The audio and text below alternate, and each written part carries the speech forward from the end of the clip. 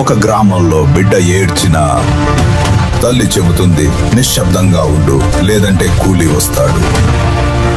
ఇది ఆ మనిషి కథ. వాడు మట్టిలో పుట్టాడు,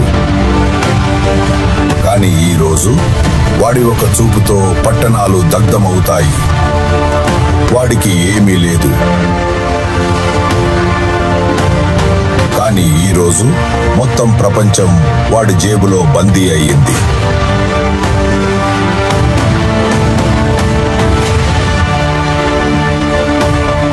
వాడు చట్టాన్ని గౌరవించడు, ఎందుకంటే వాడి పేరే చట్టాన్ని వణికిస్తుంది.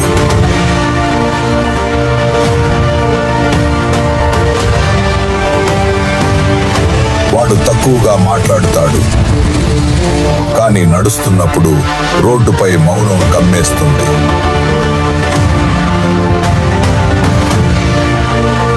వాడు శత్రువులతో అగిలిపెట్టడు, వాడు నేరుగా బూడిద చేస్తాడు.